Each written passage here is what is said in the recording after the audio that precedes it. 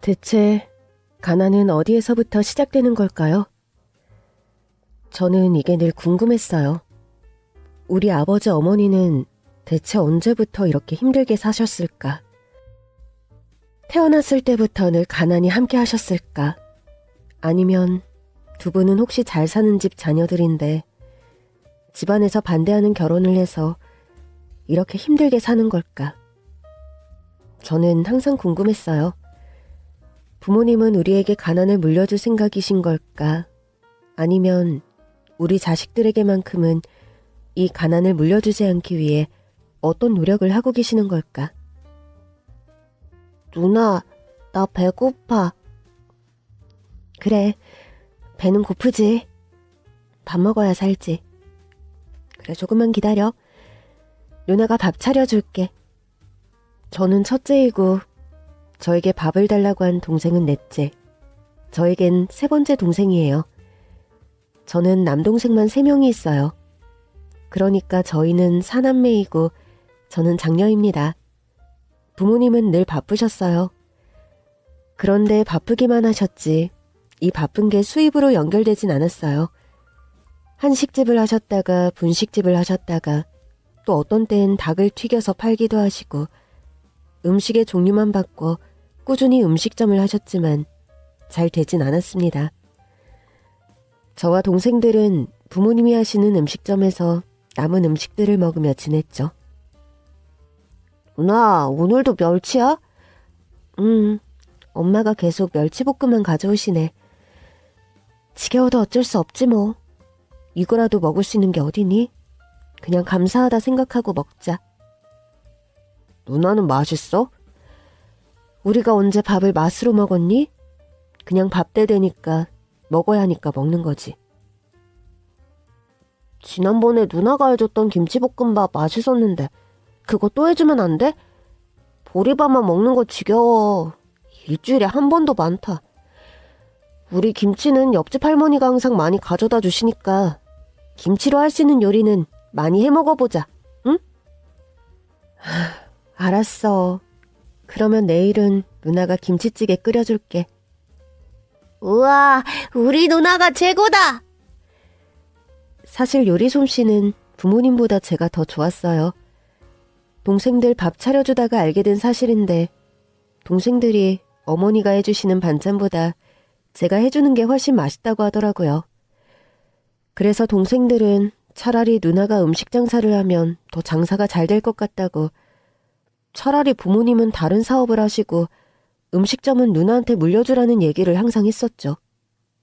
그런데 저도 그때는 막 고등학생이 되는 시절이었고 부모님은 차마 어린 저에게 일을 시킬 수 없다고 생각하셨죠. 우리가 아무리 너에게 못해주는 게 많다지만 어린 너한테 돈까지 벌어오라고 할 수는 없어. 우리가 진짜 힘들면 얘기할게. 그냥 지금처럼만 엄마랑 아빠 없을 때 동생들 잘 돌봐줘. 엄마가 항상 미안하고 우리 딸 사랑하는 거 알지? 동생들 잘 돌봐줘. 하고 싶은 거 다 시켜주진 못해도 학교는 계속 다닐 수 있게 해줄게. 알았지? 네, 알았어요. 피곤하실 텐데 주무세요. 하지만 저는 대학에 입학할 수 없었습니다. 나는 꼭 서울대에 갈 거야. 나 서울대에 보내줘요. 네? 나 진짜 서울대 법대 가고 싶단 말이야. 너 그 정도 성적도 안 되면서 무슨 욕심이야. 고등학교 졸업하고 일해서 누나랑 같이 돈 벌어야지. 이 가난이 우리 때문에 생긴 것도 아닌데 왜 우리가 책임져야 해. 내가 등록금 비싼 학교 가겠다는 것도 아니고 국립대면 등록금도 싸잖아. 너 법대 다니면 사법고시까지 합격하는데 얼마나 오래 걸리는지 알아? 그 많은 학비 누구 보고 대라는 거야? 어디서 이렇게 이기적인 생각을 하고 있어? 너가 정말 머리가 좋고 공부를 잘하면 우리도 당연히 네 뒷바라지 해주지. 그런데 성적을 봐라. 그게 꼭 법대가 아니더라도 서울대 갈 성적이니? 당연히 부모님이 잘해주시면 저도 공부에만 집중할 수 있겠죠. 누나도 그렇고 저도 그렇고 동생들 챙기랴 집안 정리하랴 부모님이 하셔야 하는 거 저랑 누나가 하고 있으면 부모님도 제가 하고 싶은 거 해주실 수 있잖아요. 됐어. 다들 그만해. 너 누나가 서울대 보내줄게. 문제집도 사주고 대학도 보내줄게. 부모님은 신경 쓰지 마세요. 누나가 해줄게. 그걸 왜 누나가 해줘? 누나는 하고 싶은 거 없어? 내가 하고 싶은 건 너희들 하고 싶은 거, 가고 싶은 학교 갈 수 있게 도와주는 거야. 그러니까 더 이상 얘기하지 마. 부모님도 그만하세요. 그리고 저는 동생을 데리고 밖으로 나왔습니다. 누나 미쳤어? 누나가 왜 내 학비를 대? 누나가 해줄게. 그러니까 부모님한테 더 이상 얘기하지 마. 너 생각을 해봐. 우리 태어나서 사는 동안 집안 형편 나아진 적 있어? 부모님은 희망이 없어. 차라리 우리가 스스로 돈 벌어서 사는 게 이 가난에서 벗어날 수 있는 빠른 길이야. 부모님 지금까지 하신 일들 뭐 성공한 거 있어? 없잖아. 그렇다고 어디 공장이나 회사 취직하라고 하면 그건 또 싫다고 하고 일 벌려서 망하고 또 망하고 지겹지 않니? 누나가 어떻게 해서든 너 대학 보내줄 테니까 나중에 검사든 변호사든 뭐든 되면 누나한테 다 갚아. 대신 무조건 한 번에 서울대 법대에 합격해야 해. 알았지? 알았어. 무슨 일이 있어도 한 번에 꼭 합격할게. 그렇게 동생은 집안에 무슨 일이 생기든지 말든지 공부에만 집중했고 저는 집에서 조금 떨어진 시내에 있는 식당에서 일을 시작했습니다. 어머, 아유, 젊은 애가 무슨 손이 이렇게 야무져? 너 어머님이 음식을 잘하시는구나? 아니요, 그 반대예요. 어머님이 음식을 못하셔서 제가 하면서 실력이 늘었나 봐요. 어머, 그러니? 너 간도 잘 맞추고 음식도 시원시원하게 하고 이제 설거지 하지 말고 너도 음식 만드는 거 거들어. 우리 집은 한식집이라서 김치랑 기본 찬들은 정말 매일 해야 하거든? 그러니까 너도 거들어. 알았지? 네, 알겠습니다. 같은 서울인데도 집에서 조금만 나오니 완전히 신세계였죠.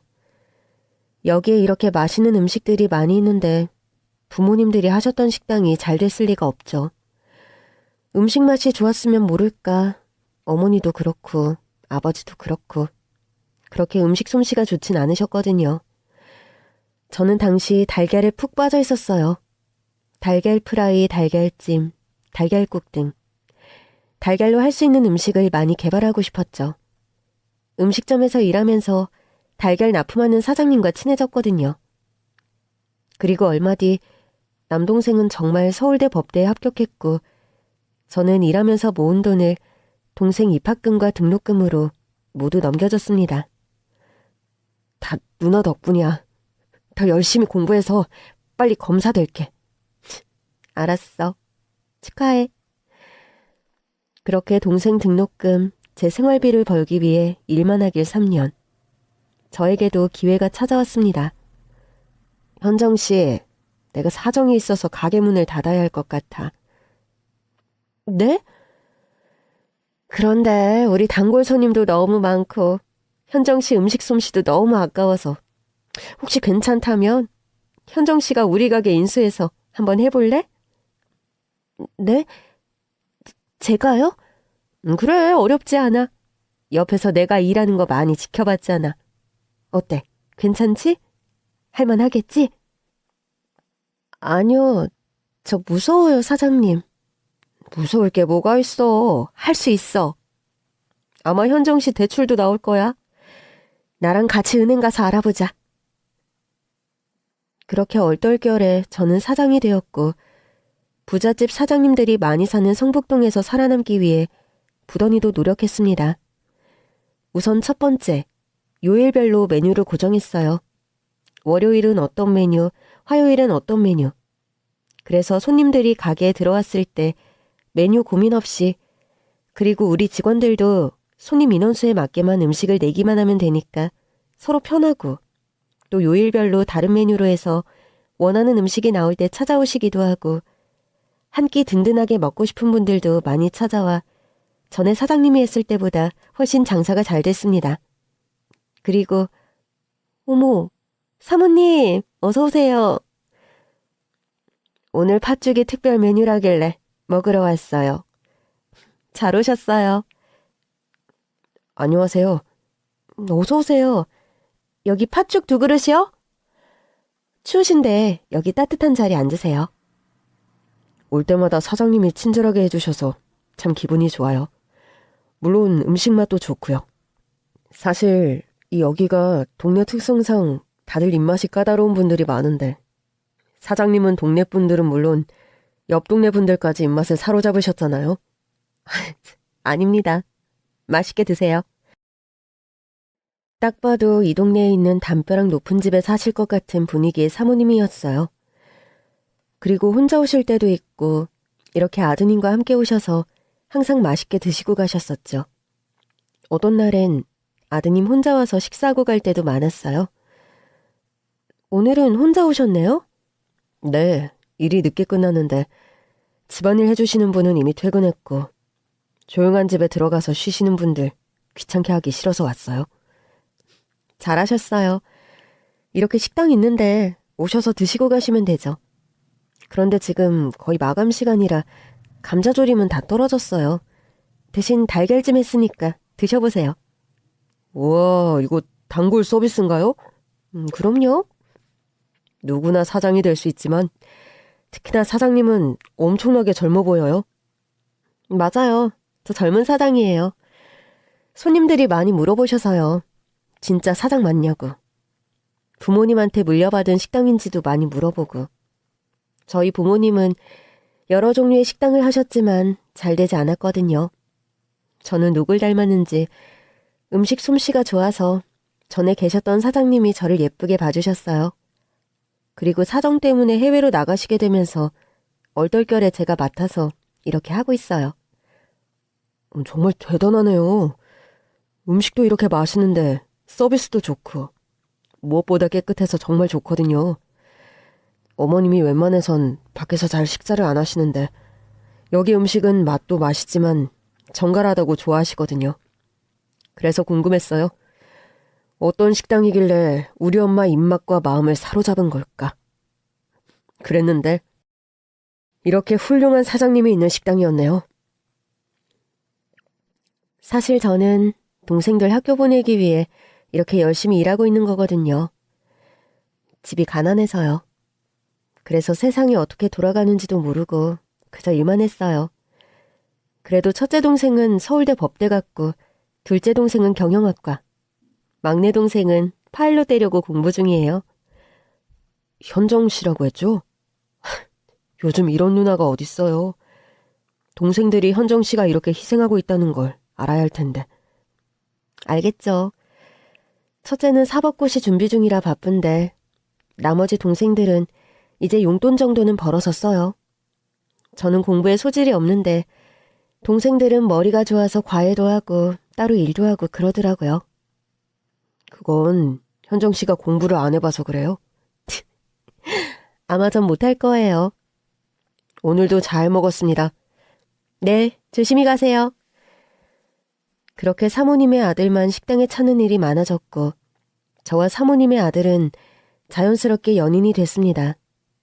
어쩌면 이제는 제 삶이 좀 평탄하겠구나 생각했어요.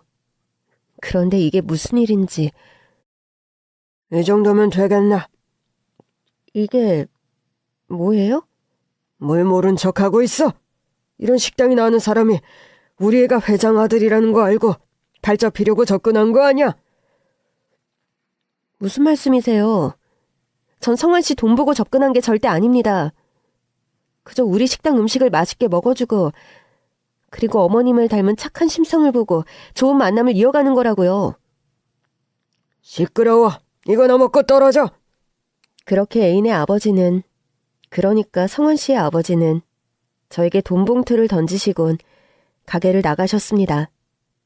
너무 수치스러웠어요.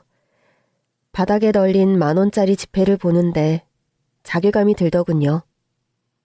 내가 내 애인을 좋아하고 사랑하는 마음이 남들 눈엔 그저 돈으로 치환할 수 있는 그런 가벼운 마음으로 보이나?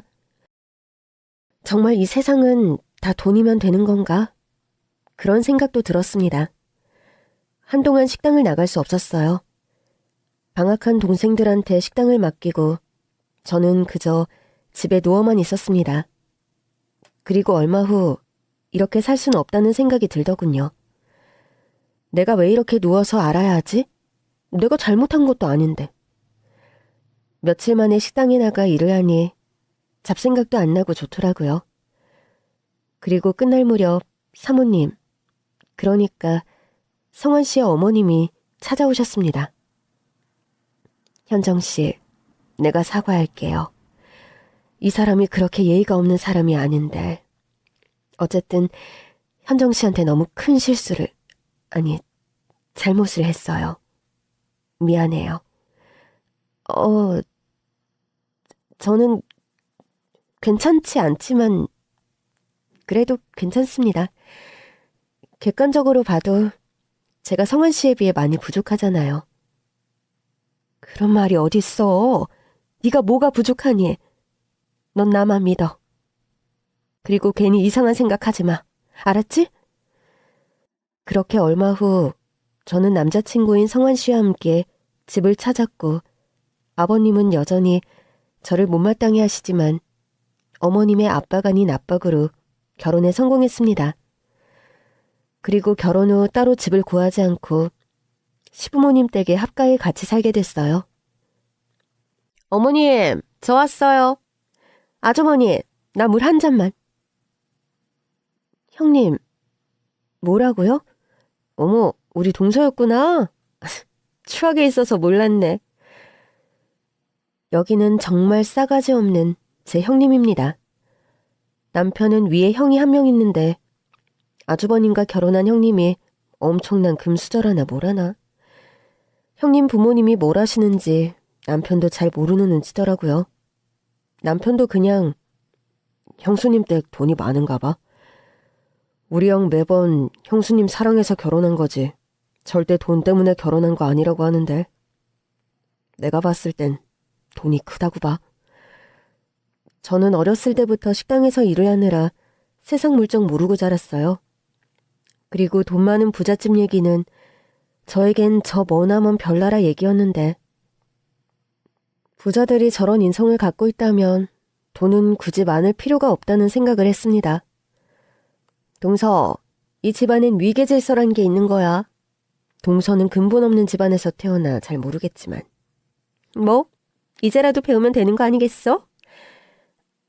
예, 한번 잘 배워볼게요. 그게 얼마나 쓸모있는 것인지는 모르겠지만. 그리고 이 채널에서 향수 좀 사서 써. 동서 옆에만 있으면 가난이라는 냄새가 나서 못 살겠어. 형님, 샤넬 말씀하시는 거죠? 어머, 이걸 읽을 줄 안단 말이야? 대단하네. 대체 뭐가 대단하다는 건지 모르겠지만 늘 저런 식이었어요. 그래서 명절 이외엔 정말 보기 싫었죠. 저런 밉상이랑 가족이 된 건 너무 싫었지만 대신 저는 시아버지의 사랑을 받기 시작했습니다. 둘째야.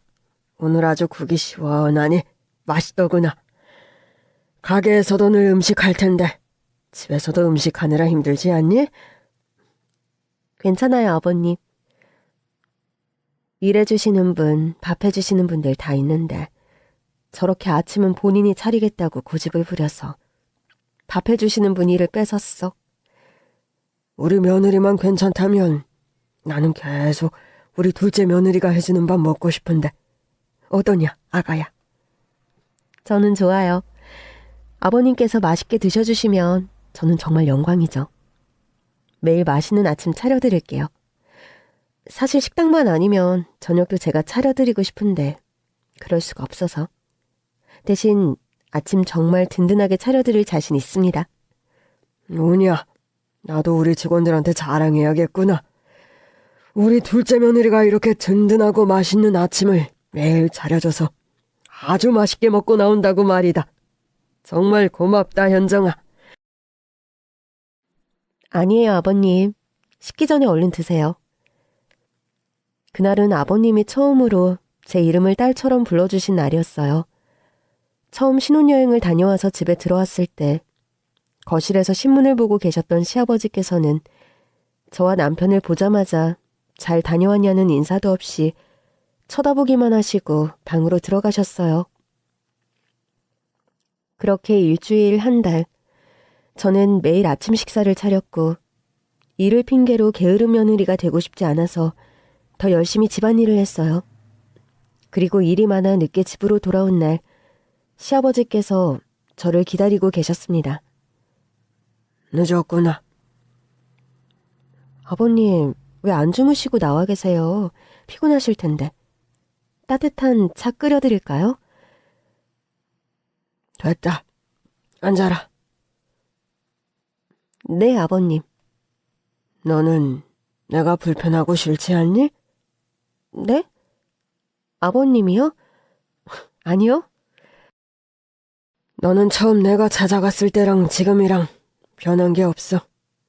첫째 며느리는 내가 갖고 있는 걸 제 남편한테 언제 물려줄까 그 생각만 하고 있는 게 눈에 보이는데 너는 어찌 그리 욕심도 없고 착하고 늘 한결같니? 너의 이런 모습을 진작 알아봐주지 못해서 내가 너무 미안하다. 사돈들께도 잘 얘기해주겠니? 아니다. 내가 직접 찾아뵙고 말씀드리는 게 좋겠구나.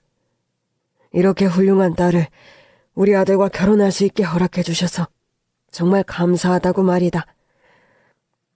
그날 시아버지와의 대화 후 정말 시부모님을 모시고 저와 남편은 부모님이 계시는 곳을 찾아갔어요. 시댁과 비교하면 정말 한없이 초라한 곳이지만 저와 동생들이 열심히 공부하고 일해서 번 돈으로 해드린 부모님 집이었어요. 방 3개의 작은 빌라. 사남매가 마련해드린 집이라 설명을 드리고 시부모님을 모셨습니다. 아유, 이렇게 누추한 곳에 오셔서 어떡하죠? 과일 드세요. 아닙니다. 이렇게 훌륭한 딸을 두셔서 정말 든든하시겠어요. 저희가 부족해서 현정이한테 못해준 게 너무 많아요. 저희는 정말 자식들에게 못해준 게 많은데 아이들은 저희한테 이렇게 해주네요. 늘 고맙게 생각하며 살고 있습니다. 덕분에 저희도 이렇게 예쁘고 착하고 열심히 사는 며느리를 얻었어요. 사부인 덕분이에요. 정말 감사합니다. 늘 이런 날만 있었으면 얼마나 좋았을까요? 가난과 마찬가지로 불행도 어느 날 갑자기 우리 가족을 찾아왔습니다. 시아버지는 건설회사 사장님이셨어요. 아파트 쇼핑몰도 지으시고 정말 굴지의 기업이었죠. 그런데 이런 기업도 이렇게 쉽게 망할 수 있다는 걸 두 눈으로 보고도 믿을 수가 없었어요. 회사의 자문 변호사들은 물론 변호사로 일하고 있는 첫째 동생까지 달려들어 회사를 살리려고 했지만 역부족이었어요. 시아버지께선 결국 어음을 막지 못하셨고 회사는 그대로 공중분해됐습니다. 아이고, 이걸 어떡하니? 네 아버지 불쌍해서 어떡하니? 그런데 형이랑 형수님은 어디 갔어? 모르겠다. 뉴스에 허구한 날 제 아버지 이름이 오르내리고 있는데 괜찮냐는 전화 한 통 없어. 누가 도와달라고 그랬니? 누가 제 마누라 부모한테 돈 빌려달라고 그럴까봐 이렇게 안 나타나는 거냐? 어쩜 이렇게 매정하고 싸가지가 없니? 내가 이딴 걸 아들이고 며느리라고 아꼈다니 나타나기만 해봐. 내가 아주 가만 안 둘 줄 알아. 어머님, 우선 아버님부터 찾아야 할 것 같아요. 아버님 어디 가신다고 하고 나가셨어요? 그냥 말도 없이 사라지신 거예요? 아유, 모르겠어. 짐 챙겨서 말도 없이 나갔어. 아니, 사업이 망할 수도 있지. 이렇게 허망하게 그냥 지켜만 볼 거냐고, 이 양반아. 아버님 집에 돌아오시면 다시 어디 못 나가게 같이 잘 계셔야 해요. 알았죠? 그래. 너희도 조심히 다녀오렴. 너무 멀리 가지 말고. 당신은 지금처럼 휴대전화가 좋았던 시절도 아니고 CCTV가 많았던 시절도 아니니 그냥 수소문하며 시아버지를 찾으러 다닐 수밖에 없었어요. 그마저도 정말 쉽지 않았죠. 저랑 남편은 정말 온 동네를 다 뒤지고 산까지 올라갔다 왔지만 아무런 소득 없이 다시 집으로 돌아왔습니다. 시어머니는 기절하시기 직전이었어요. 예, 성환아. 혹시 네 아버지 말이다. 어머니, 무슨 말씀을 하시는 거예요? 아니다. 나는 들어가서 누워야겠다. 이 사람 오거나 무슨 연락 오면 깨워주겠니? 네, 어머님. 들어가서 쉬세요. 저희가 지키고 있을게요. 그렇게 하룻밤이 지나고 저희는 시아버지를 일단 실종신고를 하고 다시 찾으러 다녔어요.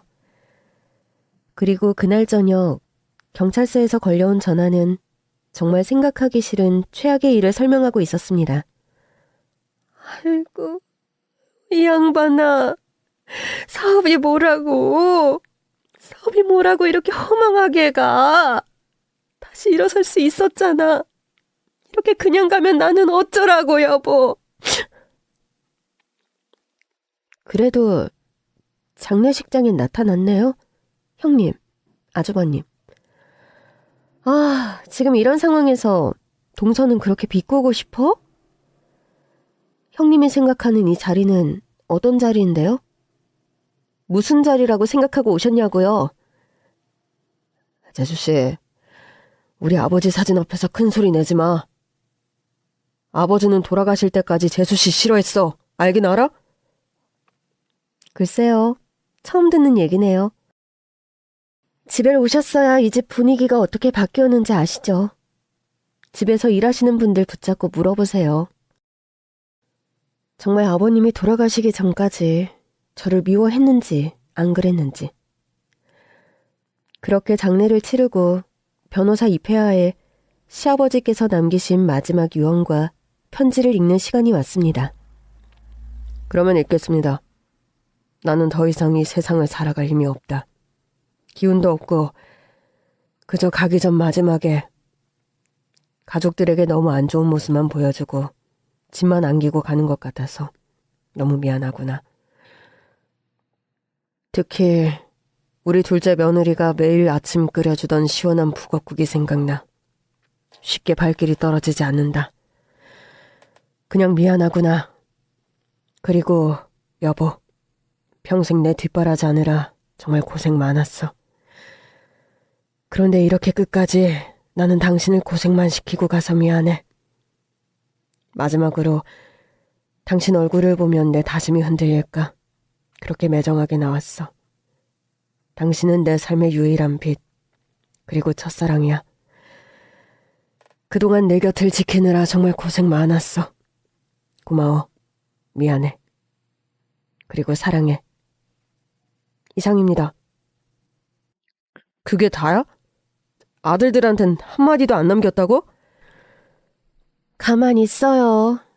우리한테 유산이라고 빚이라도 남긴 건 없는지 들어야죠.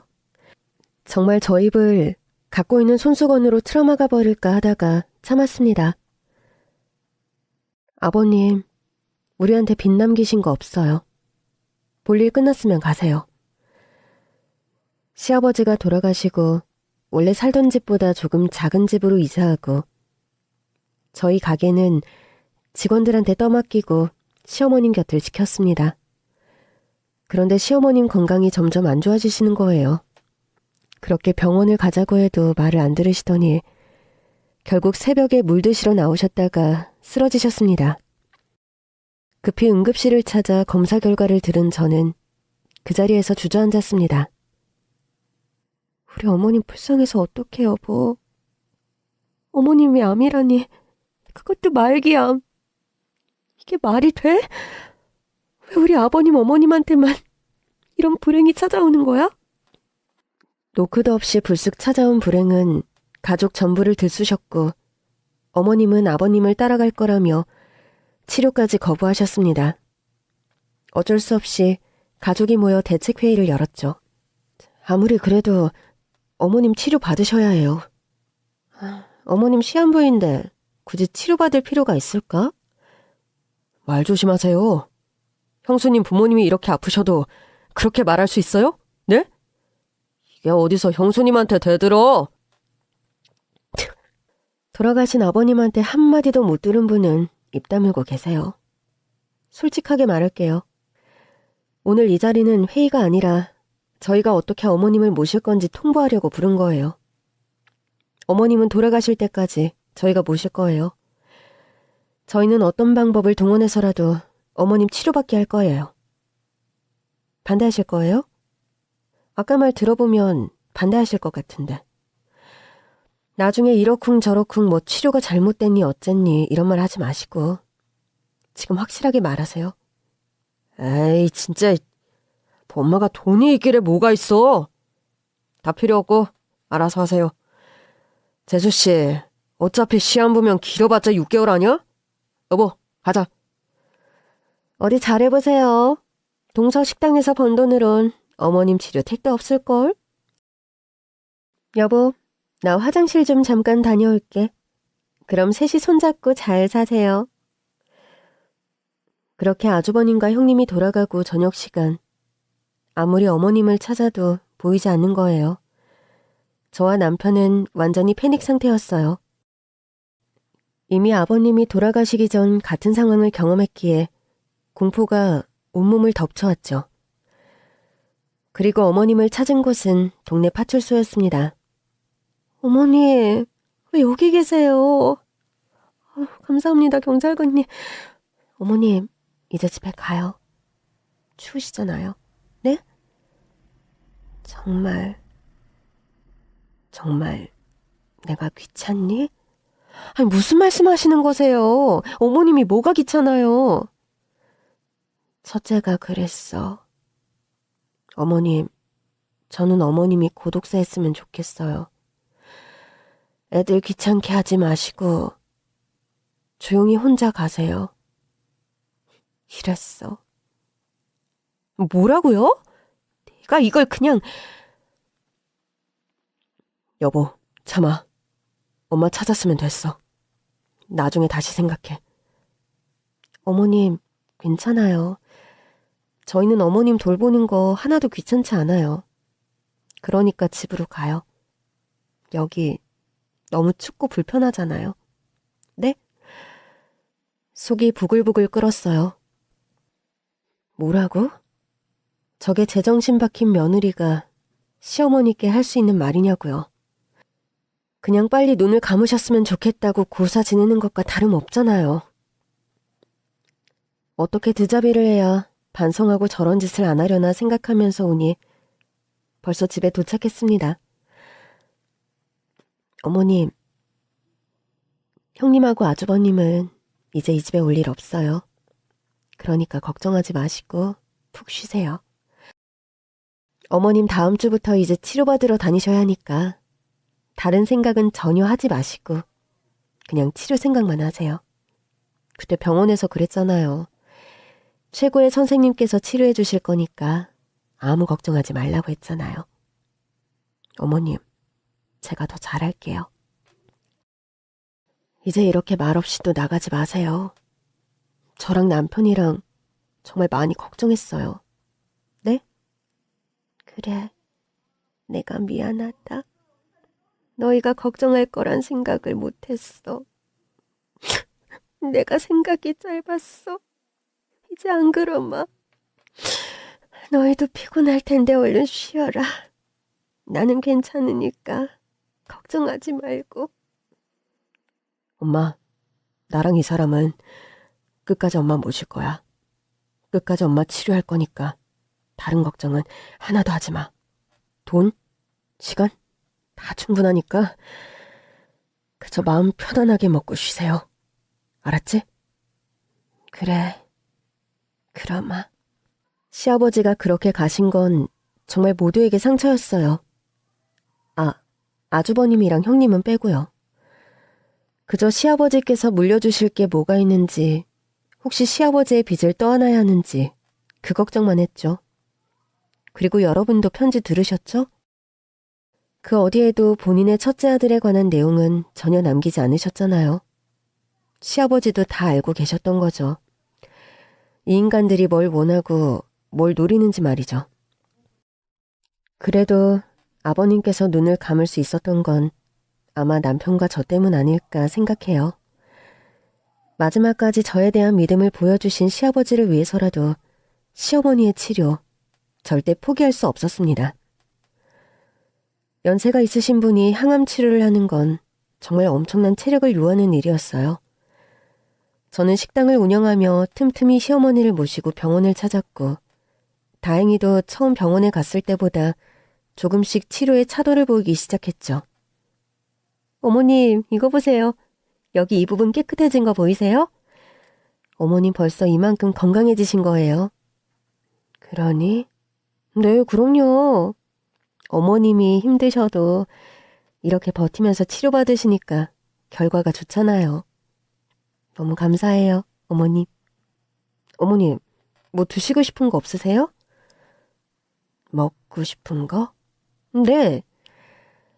의사 선생님이 체력도 중요하니까 든든하게 드시라고 했잖아요. 나 그냥 다른 건 필요 없고 팥죽이 먹고 싶구나. 팥죽이요? 그래. 예전에 네 식당에 갔을 때 동지라면 네가 줬던 그 팥죽이 가끔 생각났어. 오늘 그게 먹고 싶구나. 좋아요, 어머님. 집에 팥 있을 거예요. 제가 집에 가자마자 바로 준비할게요. 어머님, 벨트 매셨죠? 그러면 집으로 출발합니다. 팥을 불려놓지 않아서 팥죽이 완성되기 전까지 꽤 긴 시간이 걸렸는데 어머님은 정말 팥죽이 드시고 싶으셨던 건지 그 긴 시간을 기다려주셨어요. 남편까지 퇴근하고 나서야 완성된 팥죽을 드디어 먹을 수 있었습니다.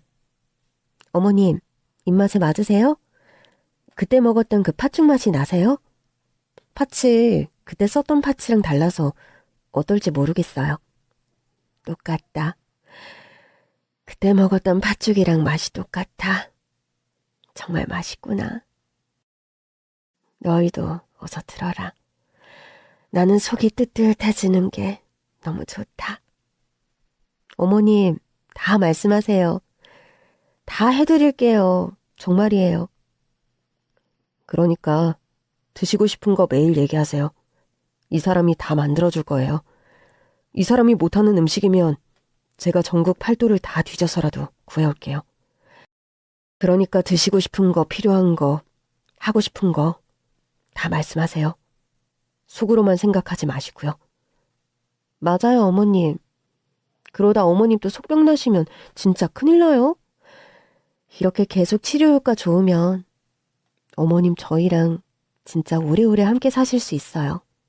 아셨죠? 그래, 알았다. 너희 때문에 내가 진짜 걱정 없이 사는구나. 그래서 말이다. 내가 너희에게 줄 선물을 가져왔어. 강비서, 들어오세요. 비서님? 갑자기요? 집에 저희만 있는 줄 알았는데 아니었나 봅니다. 언제 들어오셨지? 너 팥죽 쓰느라 정신없는 동안 강비서가 왔지. 강비서는 나와 아주 오랜 시간 함께한 분이다. 인사하렴. 안녕하세요. 처음 뵙겠습니다. 앉으세요. 팥죽 드릴게요. 그래, 강비서도 한 그릇 먹어요. 우리 며느리가 솜씨가 아주 좋아. 안 그래도 회장님께서 늘 말씀하셨었는데 저도 드디어 며느리님께서 해주시는 음식을 맛보게 됐네요. 회장님이요? 지금 저희 어머님 보고 회장님이라고 하신 거세요? 이게 다 무슨 얘기일까요? 일단 다 먹고 얘기하자. 내가 언젠가는 얘기하려고 했는데 그게 오늘인 것 같아서 강비서도 오라고 했어. 대체 무슨 일일지 두근거리는 마음으로 식사를 마치고 차를 한 잔씩 마시며 거실에 모였습니다. 우선 이거부터 받아라. 그리고 꼼꼼히 확인해. 승계 절차요? 뭐를요? 내 회사 말이다. 어머님 회사요? 어머님 사업체가 있으세요? 그래, 내 회사다. 너희는 전혀 모르는 얘기를 이제 시작해야겠구나. 내가 우리 남편과 만날 수 있었던 건 우리 부모님 덕이 크다. 당시 서울에 땅을 크게 갖고 계셨던 우리 부모님은 이 땅에 뭘 하면 좋을까 늘 생각하셨지. 그러다 나의 시아버지, 그러니까 너희한텐 할아버지가 우리에게 연락을 했어. 그 땅에 아파트를 짓고 싶으시다고. 그래서 우린 좋다며 땅을 팔았지. 그리고 땅을 판 돈 중 일부를 내가 증여받았고 그 증여받은 돈으로 가구 공장을 차렸어. 지금 우리가 방금 앉아있던 식탁 역시 우리 회사 식탁이란다. 맙소사, 그래서 어머님께서... 그래, 내가 사돈 댁 가구를 싹 바꿔드렸지? 맞아. 난 그래서...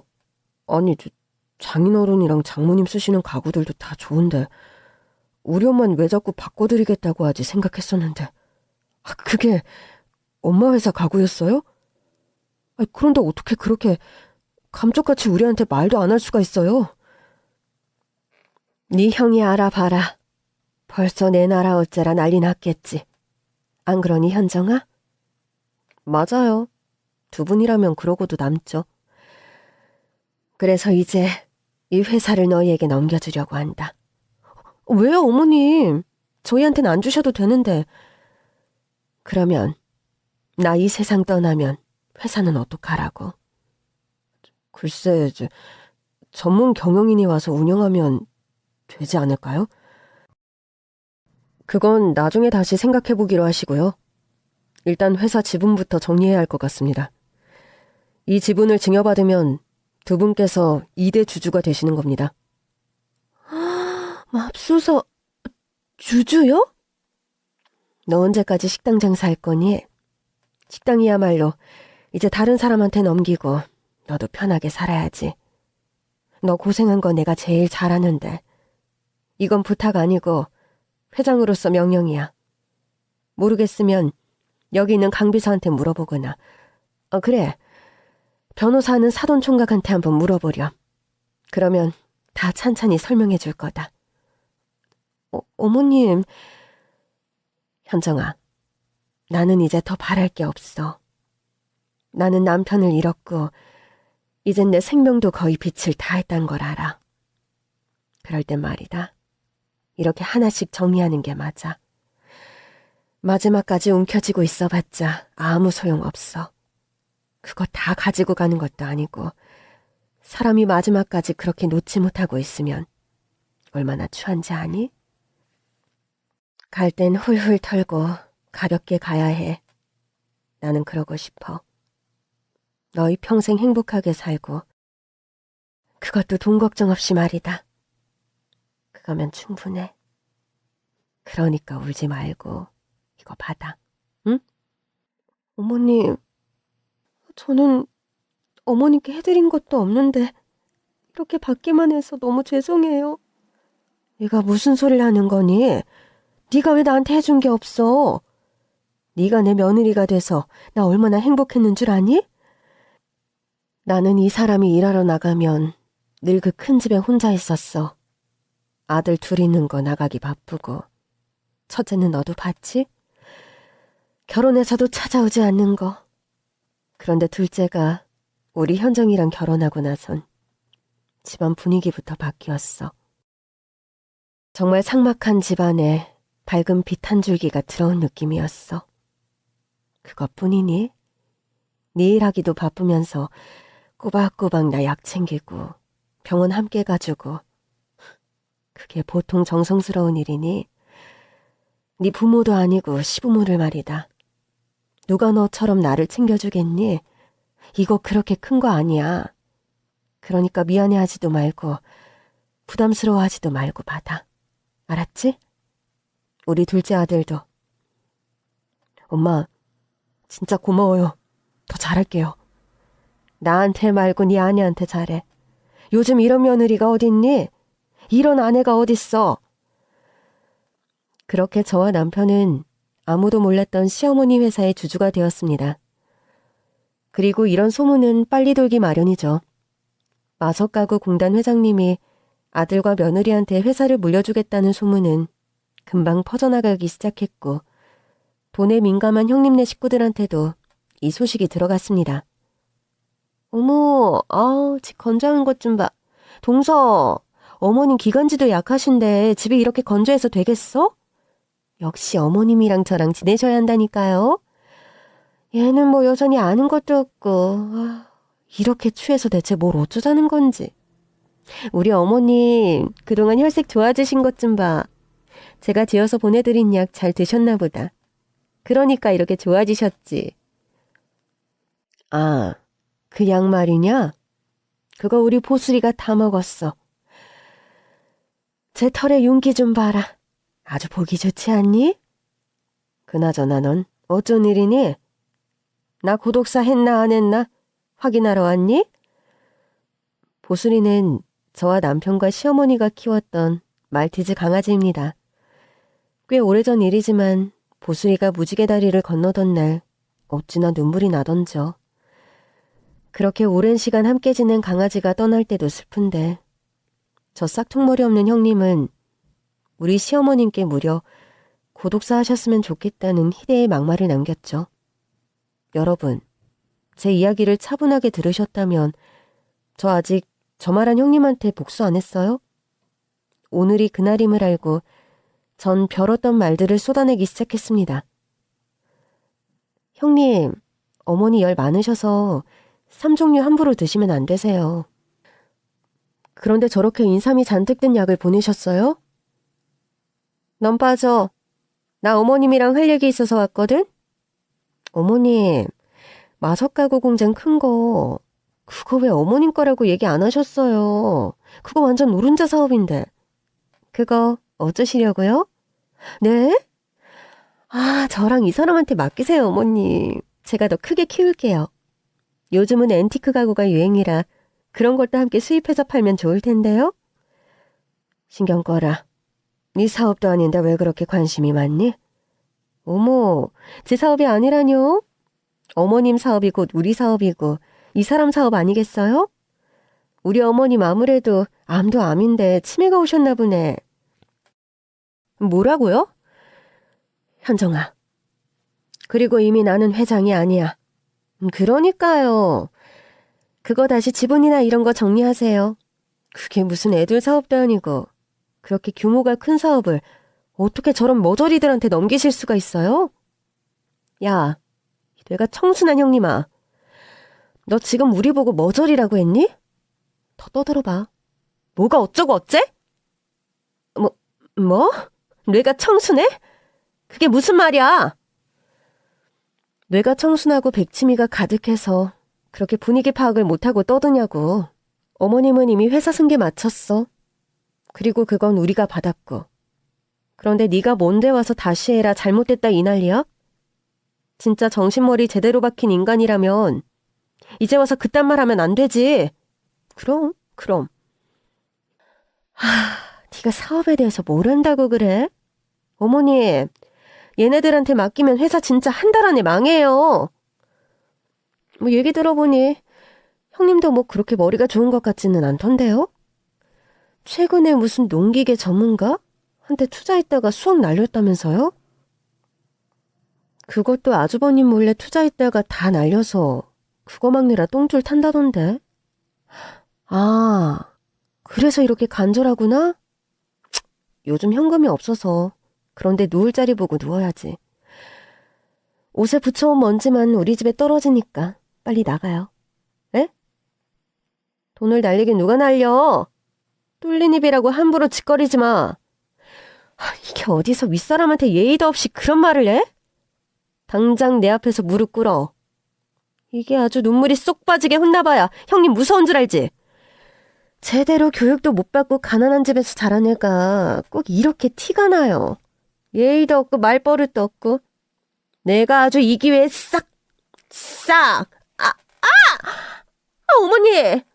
어머님 지금 저한테 뭐 하신 거세요? 당장 나가. 감히 우리 현정이한테 소리를 질러? 네가 아직도 이 집안 실세가 누군지 모르는구나. 그래, 내 남편 사업이 잘못돼서 힘들긴 했지만 그래도 내 사업체는 멀쩡하게 잘 굴러가서 망한 것도 아니야. 이런 나를 끝까지 보살핀 게 누군데 감히 우리 며느리한테 소리를 질러? 진짜 너야말로 저승사자를 한번 만나고 와야 정신 차릴 거니?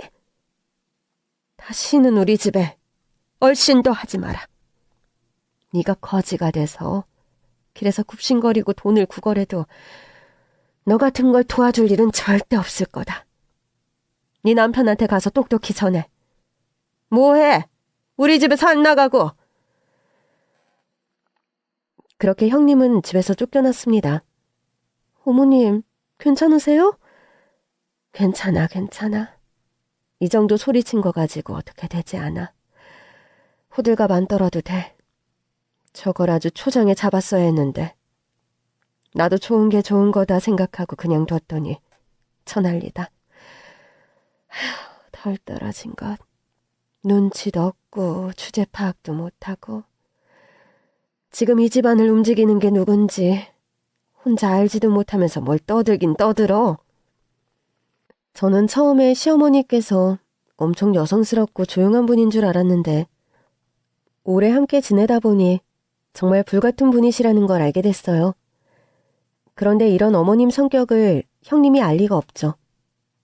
얼마 뒤 아주버님이랑 한 번 더 찾아왔었어요. 어떻게 우리한테 이럴 수 있냐고 큰 소리 치려다가 굵은 소금만 맞고 돌아갔습니다. 저렇게 멍청해서 매를 번다니까요. 진짜 신기하지 않아요? 저런 머리로 대학을 갔다는 게. 어쩌면 그 대학에서도 이런 멍청한 애를 입학시켰다며 수치스럽다고 할지도 모르겠네요. 길어봐야 4개월이었던 어머님의 생명은 계속 연장됐습니다.